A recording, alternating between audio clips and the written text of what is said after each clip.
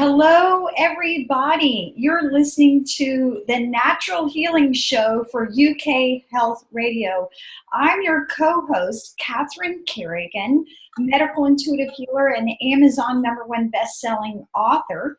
You can find out more about me and my work at catherinecarrigan.com, unlimitedenergynow.com, and also whatissocialmediatoday.com. Now, today we have one of my favorite people talking about one of my favorite subjects.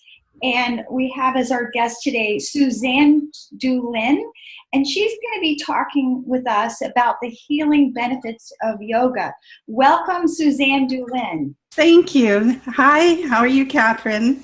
Doing great. Now, Suzanne, will you share your links with everyone? Of course. Do you want me to mention them now? Yes, please. Sure. So my website is Sadhana Catalog. It's SADHANA, and catalog is spelled the American way, CATALOG.com. I also am available on Facebook, and it's just Facebook/Suzanne Dulin.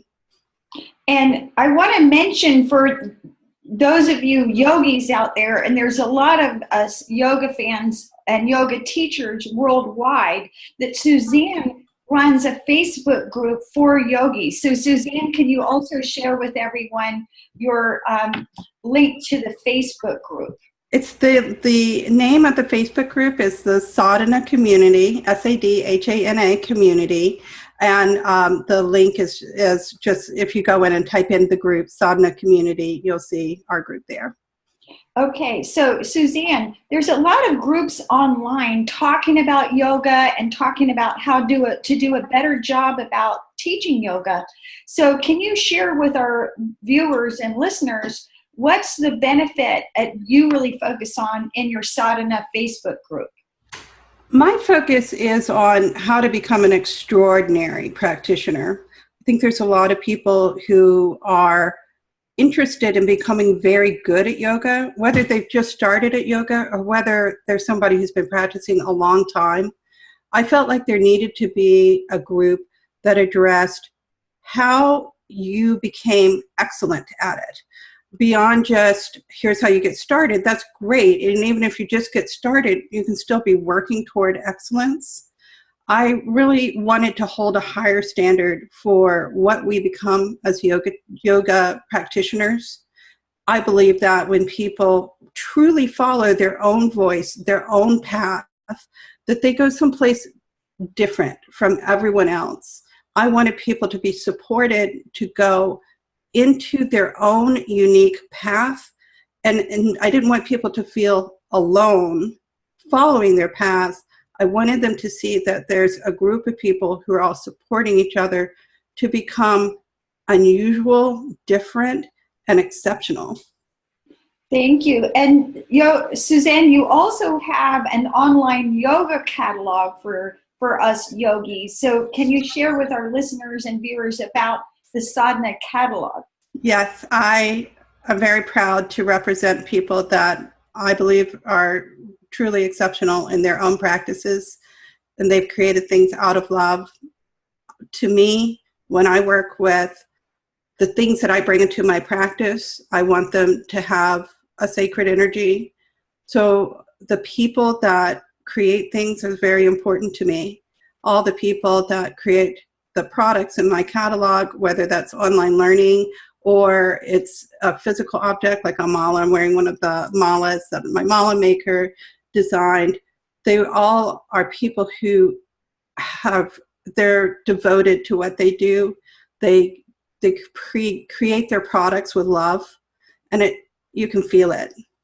I think that it's important when you practice. I'm not going to buy a ton of malas. I'm going to have one special one that I work with.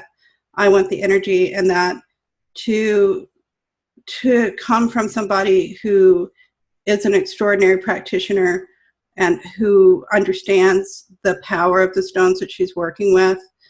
That's why I wanted to bring these things to other people to show them, again, that there is a level of achievement, a level of energy and objects beyond just them looking pretty. They're made with love. That's right. And also on your sadhanacatalog.com, you're going to be hosting online courses.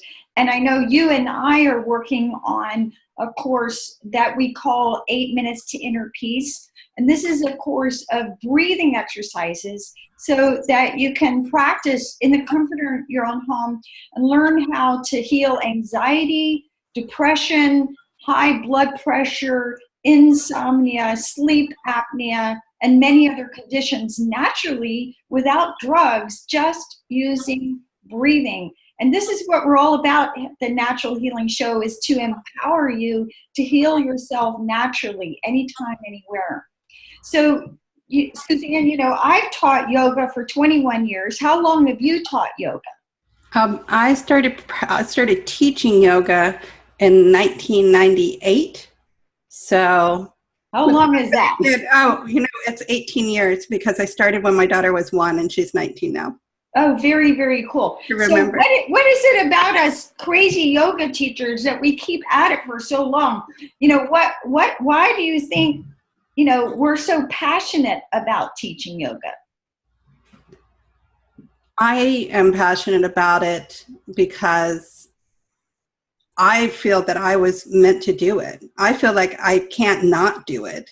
Sometimes I wish I could not do it because it'd be so much easier. But I personally have been called to do it. Yeah. I think a lot of yoga teachers feel that. If they feel this deep desire to do it, that it is their path. Yeah, I know I feel that way. And you and I met when we were studying with Eric Schiffman. And I know I've done his teacher training, not just once, but twice, which tells you a lot about me because, I want to make sure I really got it, right? Yeah. And how many times did you do Eric Schiffman's teacher training? You probably did it more than twice. I actually only did it the one time. I moderated Eric's discussion board for 15 years. And I lived in North Carolina prior to moving up to Long Island, where I'm at now. When Eric Schiffman is out in Santa Monica, California, so literally on the other coast, it was expensive for me to fly out to LA and study. He would come to the East Coast quite a bit. Any time that he got to the East Coast, I would travel to see him. So although I only did the one teacher training program, I can't even count the number of workshops that I attended with him. Pretty much any time that he came east of the Mississippi, I would be there. And you ran, I think it was the largest yoga forum in the world for 15 years, correct? It was the largest and longest running discussion board related to yoga. It was Eric's discussion board. So one of the great advantages that we had was having this teacher who was so beloved all over the world. It made a very nice and safe environment for our discussion board. We had a totally different tone than you see on some of these internet conversations. People just, they respected Eric because he was there every day posting. There was a very nice tone that was set.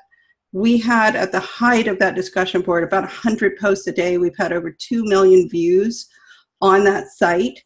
There is a ton of information there, although it's not really active anymore. The discussion board is still there. I have to find the exact link for you because they just switched over, was bought out by a different person, different company recently. But there's thousands of posts about every aspect of yoga practice that you could imagine, and a lot of things I didn't even know existed before participating. It was my education. And now you continue that through the Sadhana Facebook community, which I think is easier for people to find out about. And anyone can join that Facebook, correct? Yes, everyone is welcome to join. It doesn't matter if you just started yoga yesterday. We have people in our group who don't practice yoga at all, but they are interested in being supported to be their own unique selves they're just interested in the idea of what we're doing. You don't have to be a long-time yoga practitioner to join. Now, Suzanne, why is yoga healing, in your opinion? Yoga is healing because it's you healing yourself. I think it's the most powerful healing. It gives you this opportunity to stop, pay attention to what's happening in your own body, your own mind, your own experience. And as you perceive your own issue, then you can apply the just perfect fix to it, that there's no intermediary in the healing. It's you healing yourself. That's a beautiful explanation. And in my latest book, my 8th book, The Difference Between Pain and Suffering, I've got an appendix with 41 yoga exercises that I personally use most often when working with clients in pain, back pain, hip pain, shoulder pain, knee pain. And also the breathing exercises are in there as well that you can use to move through pain. So we both share this passion for yoga for healing. Now, also, but I just interrupt and say a little bit more about this. And I know that you and I have talked about this in the past, that we've talked about it in that one course that we're putting out on breathing for the Sadhana Catalog, that there's 5 different, in yogic theory, there's 5 different energy sheaths, koshas. Sheaths, the koshas. And so yoga heals at different levels. It's not just the physical health that it heals. It heals emotional health. It heals your subconscious mind. It heals your intellect. And it also heals your spiritual health as well as your energy body. It's a complete healing. It's not just working at the physical level. I know, Suzanne, that I'm not the same person that I was when I started teaching yoga 21 years ago. So how do you think you're different than you were before you started teaching yoga 18 years? How has yoga changed you? How has yoga healed you? The biggest shift is that it has made me trust my intuition. I think that before I started, like a lot of people, there's certain aspects of intuition where there's a distrust of it, because if you're not skillful in using your intuition, then you make a lot of bad guesses. And so you start to not trust your intuition. To me, the biggest change has been learning to trust my intuition, know how to follow it, rather than constantly be second guessing myself. It's made a big shift in me and making choices for myself that feel right. Well, I would say when we practice yoga, that the practice of yoga opens and balances your energy centers known as chakras. And when your chakras are all the way open and balanced, you are more intuitive. Isn't that your experience? Absolutely. Absolutely. I don't always focus so much just on the chakras. It's a tool that helps me, but I have a more, I think of energy in a more, like a sense perception. So it's not so much that I think so much about each particular energy center as I just have a sensation of energy in my body that I'm attuned to now. It's something that we all have. Finding that intellectual context of the chakras or the energy center, however, whichever energy system that you look at, it helps you to become in touch with a natural sensation of energy that it's just a sense perception. It's an ability to sense something that is in your body already.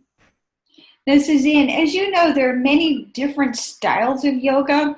I mean, yoga has really exploded all over the world, and I wouldn't even be able to list all the different styles of yoga. Now, some styles of yoga are more acrobatic, and others are more gentle. is there any particular style of yoga that you feel is most useful for healing? I know I'm sure you, like me, we've studied so many styles of yoga. I can't even tell you how many styles I've studied. I have a background primarily in Iyengar and Kripalu, as well as Anusara yoga. However, for the styles, the best style is the one that suits you. So I don't want to just leave people with no information about that. The ultimate goal of a yoga physical practice is to prepare your body for seated meditation. For seated meditation, you want to have ease in your body, and you also need strength to sit comfortably for a period of time. Your practice needs to be suited to what you need to do in order to achieve that. If you are someone who has a lot of energy, and in order to sit with ease, you need to burn off a lot of energy, then a very athletic acrobatic practice would be a wonderful choice for you. If you are someone who's dealing with a lot of physical illness, then in order to sit with ease, you need to use a style of yoga that's going to help you to become more comfortable in your body, a more nurturing style of yoga. There is a huge range, and the most important thing is to practice with a really wonderful teacher who can be a guide for you. Sometimes it's what's available in your community. It may not necessarily be the style so much, but if there's a teacher who's very skillful, then that's the person that I think you should be with. Now, you mentioned that your Sadhana Facebook group is really dedicated to helping people be excellent at yoga. What does it actually mean to be excellent at yoga? Does somebody have to be able to stand on their head or do a handstand or put their foot behind their head? What does it actually mean to be good at yoga? That's a great question. To me, to be extraordinary at yoga is to follow your heart. I think that all of those physical things, I do think that they are an important way for you to assess your progress. So a lot of people say, oh, it's not about the headstands, not about that.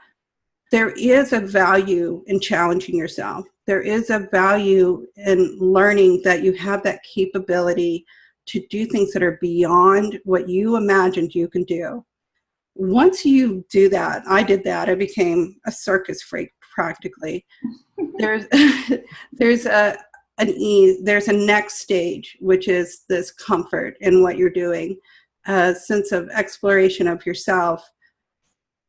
A lot of people aren't talking about that. A lot of people aren't talking about the fact that once you become very skillful physically, which I do think is a part of the path of learning, that the next stage is then to recognize that all of that achievement, all of that goal seeking doesn't necessarily lead to happiness.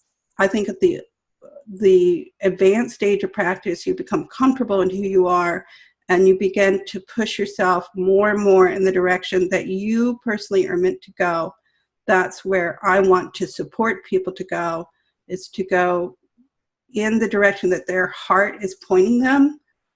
It doesn't look like anyone else's path. So I think that you become a very, someone confident in your own purpose and confident in your own direction. Oh, I love that answer.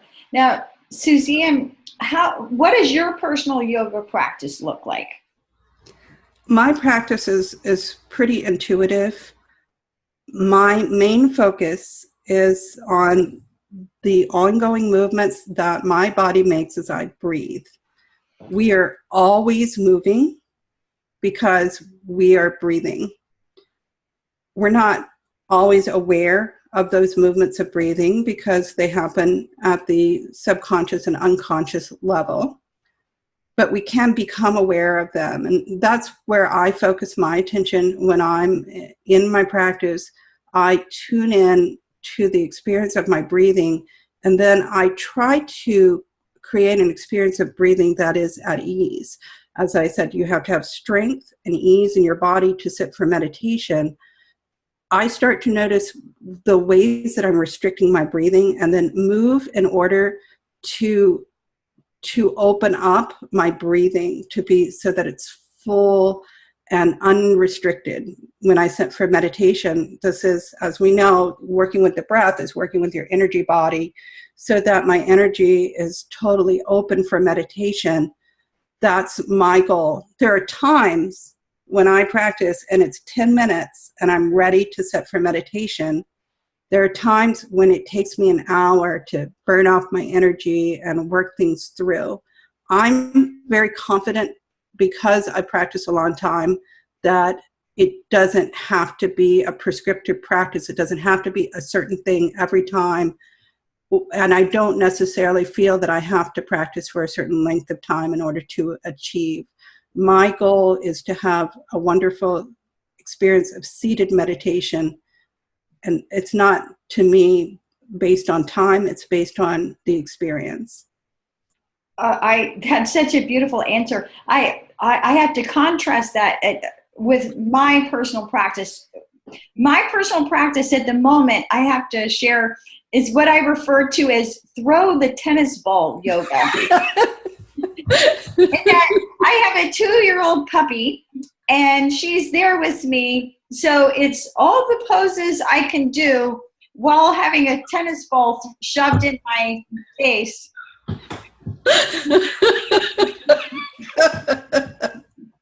That's a truly advanced practice. It's an advanced practice. And I think people who have small children at home could also probably relate to that. Or cats, cats, dogs, small children, it's all the yoga that's possible at home. Now, somebody posted a very funny video to my Facebook page of a man practicing yoga, and his dog was, shall we say, very sexually attracted to him. Oh my goodness. I thought, well, that's an advanced practitioner. Absolutely. Keeping his focus through that practice. Now, Suzanne, if someone is new to yoga, how do they learn to practice in the way that you do, where you're so tuned in and you're getting your energy body ready for meditation? Oh, one of the things that you and I have spoken about earlier is that we're working on a course, but we didn't talk about the fact that I work professionally as an instructional designer. I'm a learning professional. So to practice like what I do, you have to go up the steps of learning. I call it the learning ladder. It's just a summary of learning education theory. When you start out practicing a physical practice like yoga, which is it is a physical skill that you have to bring into your body, the very first step of learning is simply to pay attention in a classroom, go into a classroom, watch a video, read a book, start to pay attention. The next step is to copy the teacher, copy what you're doing, without necessarily being able to do it on your own. After you do that, then the next step is to start to practice on your own. So I would say that as you're going up these steps of learning, it's a good idea to be trying to get a little further up the ladder each time. So if you are practicing and you're copying the teacher, see if you can go home and do just a little bit on your own. See if you can remember it. Just try to do something on your own. 1 pose, 2 poses. I like to teach the sun salutation because it's something that you'll see in every class. It's great to become good at it. And then if you see it in the class, you copy the teacher, can you go home and now try to practice that on your own? Once you can practice things on your own, you want to develop a more structured feeling of it. That's when a lot of people go into like yoga immersions. They start taking workshops. They start to work with teachers who can help them understand, okay, tree pose, triangle pose, headstand, what's the structure, the underlying structure of those movements? And then the final step is to know it in your bones. That's when you have incorporated that learning into your physicality, into your body, into your mentality. Now you have become a yogi. You can't skip the steps of learning. So if you are new to yoga, you can't practice the way that I practice. When you are new to yoga, you have to copy someone else. Please be okay with where you're at. Please understand that you do have to start where you're at now and move up the ladder, but it is a natural progression. It's been studied in education circles for many years. There's a lot of information about this. You can move up the learning ladder. It's just dedicating yourself with time. Eventually, you will get to that point where you know it in your bones and you can practice it in that way. At first, it will be prescriptive. At first, you will simply be following along somebody else's instructions, and that doesn't mean that you're doing it wrong. It just means that you're learning. Now, Suzanne, why is the breath so important in a yoga practice? The breath is the doorway to our subconscious minds. There's certain things in our body which are controlled unconsciously, such as our heartbeat, such as brain functions. One of the few things that we can consciously control that can also be controlled unconsciously is our breath. Most of the time we don't think about breathing. Most of the time we're still breathing even though we don't think about it or attend to it. When we attend to breathing, that gets us in touch with the subconscious mind. It helps us to start to pay attention to the things that we're normally tuning out of our experience. I've mentioned several times that my practice is about intuition, about being in touch with my own intuition. Being in touch with the breath, that's the doorway in to the subconscious mind. Now, why do you think it's valuable to tune into our subconscious mind when we practice yoga?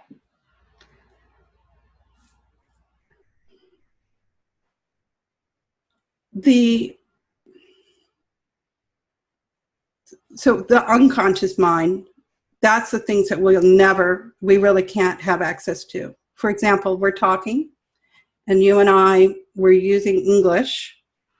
We don't really understand, like we can study linguistics and we can understand how is that happening, that we're taking sounds and turning it into meaningful words. But in our own experience, we can't ever really consciously experience like what's happening in my brain that takes noise and turns it into meaning. We just can't like see that process. So that's unconscious. In our what's conscious in our minds is what we pay attention to. There's a lot of things that are coming into our minds through our senses. They're coming into us through touch, sound, sight. We make choices about what we perceive. For example, let's say that you bought a new air freshener and you opened it up, and when you open it up, it's got this strong smell, like you instantly, oh my God, this overpowering smell. But maybe 2 minutes later, you can't smell it. And that's not because that air freshener stopped smelling. It's because your mind has a need for novelty. It's looking for new things. It's a survival mechanism. There's certain things that we have been evolved to pay attention to. For example, a baby's cry. You can't like not pay attention to a baby's cry. And that's a good thing for us because that's how babies survive. But there's a lot of things that we tune out of our experience that are there, like that air freshener. We turn, where it's there, we know it's there, we tune it out.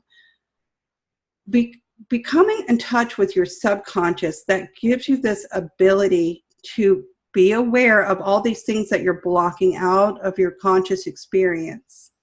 Those choices can be made for these kind of evolved purposes of survival, but they also can be made from just conditioning in your life. This is the way mom and dad did it. This is the way my family did it. This was my experiences. And you're making these choices without even realizing it that are affecting how you see the world.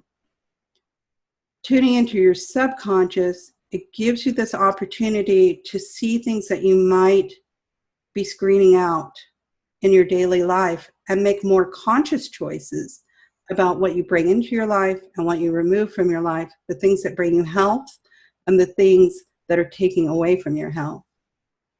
That's beautiful. Now, Suzanne, meditation is the main practice in yoga. How, and it's one of the 8 limbs of yoga, right? Yes. So how is meditation a part of healing work? I want to say, because you mentioned the 8 limbs of yoga, so if people aren't aware, those come from the Yoga Sutras, which are pretty accessible to read. And in there, it has these eight main branches of yoga. So if you're interested in that, it always sounds like it's a super impressive book. It's kind of a short book, and it's pretty readable, and there's some real accessible versions out there. So I recommend people to read the Yoga Sutras. Yeah, and what you're talking about, asana, which is the postures, is only one of the 8 limbs. That's true. I'm not going to put you on the spot to say what are the 8 limbs. Maybe the 2 of us, we can remember it. It's like a test, even though we know it.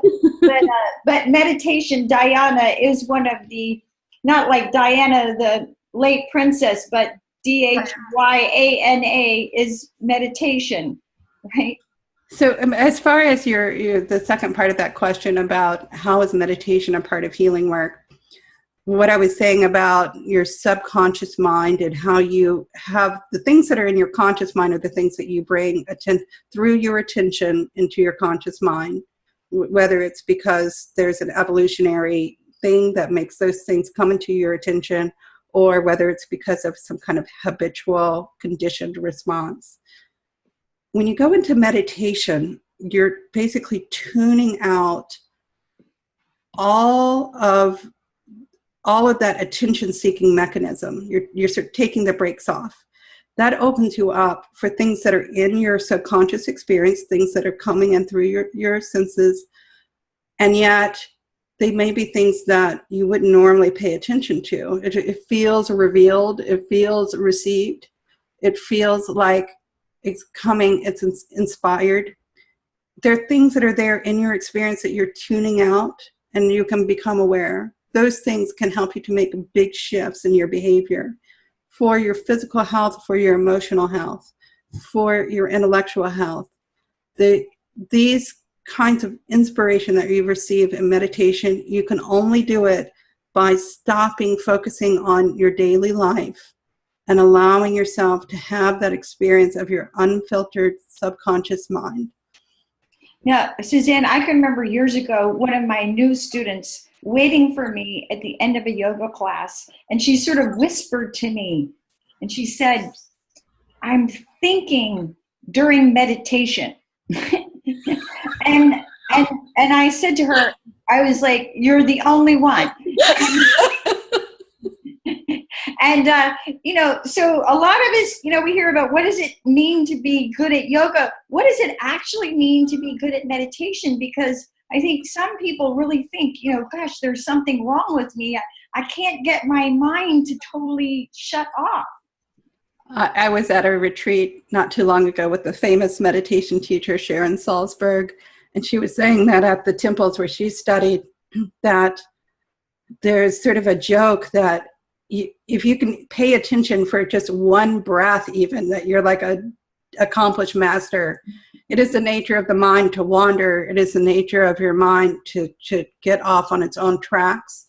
Meditation gives you an opportunity to be kind to yourself, to be aware of how you're always planning, you're like thinking, processing, trying to understand.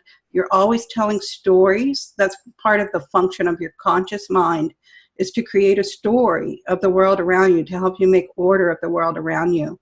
That story isn't the truth. That story is your mind's function.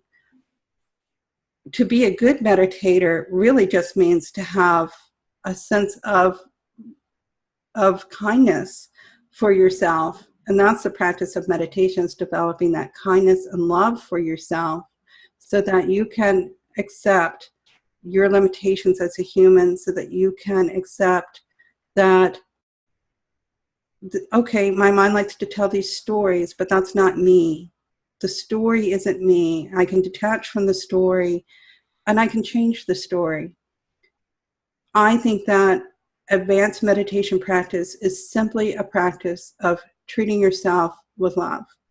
And that practice then becomes a practice that affects the whole world, because other people perceive this change in you and they're affected by it.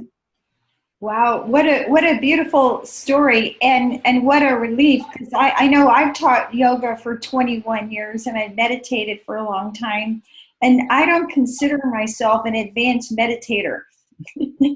I consider myself an aspiring meditator.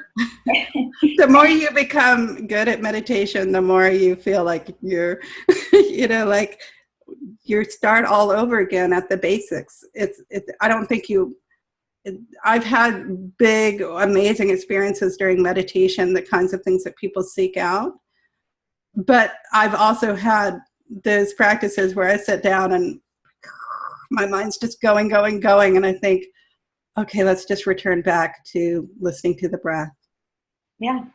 Try to bring my attention again. It's frustrating. There's not like, I don't know of anyone who always sits down and always has a powerful experience. You do have to sit down and do it on a regular basis. Eventually those experiences come. There's also a lot of normal, everyday experiences of watching your mind be crazy. Now, I know, again, personal story, you know how we all hear about things and you practice things, but then there's some event that happens in your life that really makes you grab hold of something. And several years ago, the city of Atlanta was doing road construction right in front of my house. And they basically stripped off the pavement. And as a result, my house was shaking for 8 months. 24/7, and I would go to the construction office and I'd go, oh yeah, we know your house is shaking, and I'd write my city councilman and they just ignored me. And thank God I knew about meditation. I meditated more during that time than I'd ever had in my entire life, literally hours every day. I wrote a blog about it called Refuse to Lose Your Mind. And I do think there are times in life when the challenges outside of ourselves feel so great that unless we have a practice like yoga, like meditation, or both, it would be easy to lose your mind. I agree. I think that this has been a real interest of mine lately. It's about not just my personal practice for myself, but how I affect others and how others affect me, how my environment affects me. I just recently spent about the last year totally organizing my house, getting everything completely organized. I realize it's a reflection of my mind. It also is affecting my mind. The environment around us affects us. It comes into our unconscious experience. We often are tuning things out of our conscious experience, and that can take a lot of work. For example, the office I work in, there's an air vent that's kind of squeaky. And sometimes at the end of the day, I've been tuning that noise out, taking it out of my conscious experience. And at the end of the day, I just feel this huge relief. As I'm walking away, I realize, oh gosh, that was so much work to not pay attention to that thing that was there in my environment all the time. We are really affected by our environment. It's that serenity prayer thing of being able to know which things that you can change and which things that you can't. Meditation is a wonderful tool for helping you to understand the choices that you do have. For what you were dealing with, that was something that you tried, you called the city, you did what you could to control it, but ultimately it was out of your control. And so then you had to find a way to come to peace with the things that you couldn't change. Having a tool to do that made it possible for you to cope with it. in as healthy a way as possible. Yeah, and the ironic thing was, because I meditated more than I'd ever had in my whole life, I suddenly became really, really happy. Like, it made me really see the connection between meditation and happiness. And you know how the more I personally meditate, the happier I am. It's like, okay, well, why not do this all the time, even when your house is not shaking, or even when the air vent is not squeaking? It's kind of that old thing. I believe it's a Buddhist thing where they say to thank your enemies, because they're the people that like challenge you. And it is that those things in your environment that force you to think differently about your life are the things that ultimately lead you to growth. We all resist growth. We all resist change. It's to me, with yoga, we have a tool for understanding that discomfort and moving through it. My yoga teacher taught, my wonderful Kripalu yoga teacher, Helen Huffer. She was a kindergarten teacher, like preschool teacher. So she often brought in these like nuggets of wisdom from kindergarten. And she had a saying, she said, you can't go under it, can't go around it, you got to go through it. And it's true. Like when you are in a terrible situation, there's this natural reaction to shrink away, to not want to face up to it. But if you can go through it, that's where the growth is. Yeah, and I know for myself, during times, you know, the more challenging my life is, the more I turn to my yoga and my meditation. So, Suzanne, you going back to your sadhana catalog, you know, what do yogis actually need? You know, we got a mat, we got maybe a strap, some bolsters. Like, what do you sell in the sadhana catalog, you know, for yoga practitioners that may be helpful for their practice? So I do have clothing, and the clothing is made by a company that in North Carolina that's a family-owned business. They use all organic fibers, and the cotton, it's cotton, and I'm trying to remember the other fabric that's in there, but they have a little bit of stretch and give. They're designed for movement. I think it's important to have clothing that feels good, and also clothing that moves with you, doesn't ride up, you know, it's functional. And it goes up to larger sizes, which a lot of people don't carry those larger sizes in yoga. We can go right up to 2X. So it's just really practical, functional clothing that will last a long time. I don't like throwaway culture. Then we also have the malas, which are used for meditation practice. It's similar to a rosary, if you know that. There's a lot of bead practices made by Rebecca Moon Designs. These are beautiful stones that she hand selects. I love her malas. There's a special one for each person. We'll help you to find it. There's a money back guarantee, so that we make sure that the right mala finds the right person. We also have your online course coming out, and we have a love and kindness meditation audio that people can download. So you can download that and practice with it. And we're adding other things in. I'm working with people to develop other great products for the store. The big focus right now for B is the online courses. Your course is coming out. We have another breathing course in coherent breathing coming out soon by Joe Robertson, who is another longtime yoga practitioner. And I'm developing a course which is about exactly what I spoke about earlier, this ability to tune into your breathing in order to create a practice that feels inspired. And it is literally the step-by-step approach for how you do it. And I spoke earlier, I said you can't really practice like that when you start out, but you actually could start out practicing with this, and it would give you an idea of how you move toward it so you can get there faster. And then if you're already practicing yoga, it'll take you to that next step of really understanding, how do I move in an inspired way in my yoga practice? It's literally breaks it out like, this is step 1, step 2, this is what it looks like, this is what it feels like, and this is how you do it. Now, Suzanne, final question.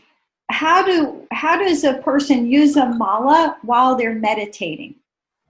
I'm not an expert at it. I've only recently, this mala came into my life, and it's interesting to me, this particular one. The way this particular mala came into my life is that we were doing the catalog shoot, and the mala maker sent them over. My mala has a Buddha on it, and I've always been a yogi. Like I've never was like, into Buddhism that much, but this mala, like, it was like, I'm yours. And I was like, okay, that's so strange. And then I practiced with Sharon Salzberg, who is a big Buddhist teacher after that. So I do feel that my path is going that direction. As far as practicing with a mala, you simply start, there's this big guru bead, you don't touch it, but you're not supposed to touch it. And then you start with the bead that's closest to it, and you can say a mantra with it, a little, it can be anything, really, whatever you want to say as you're practicing, and then you just count the beads as you go. There's little spacer beads that help you to know where you're at every 10, and you just go around all the way to the other end, and then you can flip it around and continue back. It's a way of keeping your focus. There's a lot of different techniques in meditation, as we talked about earlier. There's a tendency for our attention to drift away during meditation. These beads are a mechanism for you to keep your focus on the present. Every bead, it forces you back to the present experience. So I've talked with people there. I believe that there are some more prescriptive kinds of practices. The people I've talked to have shared it with me that way. I would be really interested to take a course where they sort of teach you, like, here is the way that you're supposed to do it in our tradition, because I haven't ever had that training. So I'm not sure that I'm the very best person to talk about it, but I have actually a resource at Sadhana who's done some videos for me. He was a student of mine, and he's a longtime yoga practitioner who has solely practiced mantra recently. So I'll if you go into the Sadhana community, you can find the link into some of those videos on mantra. Suzanne Dulin, we've enjoyed having you as our guest on the Natural Healing Show, and will you share the links to your Facebook group and the Sadhana Catalog again? Sure. So Sadhana Catalog is SADHANA CATALOG, and the Facebook group at .com, sadhanacatalog.com, and the Facebook group is the Sadhana community. So if you go into Facebook and you just type in SADHANA community, in that group search, you'll find the Sadhana community there. Thank you so much for watching and listening, everyone. This is Catherine Carrigan with the Natural Healing Show of UK Health Radio. Medical intuitive healer, best-selling author. You can find out more about me and my work at catherinecarrigan.com, unlimitedenergynow.com, and what is social media today. And remember, when you practice yoga and meditation, it's natural healing at its very best. Thanks for watching and listening. See you next time.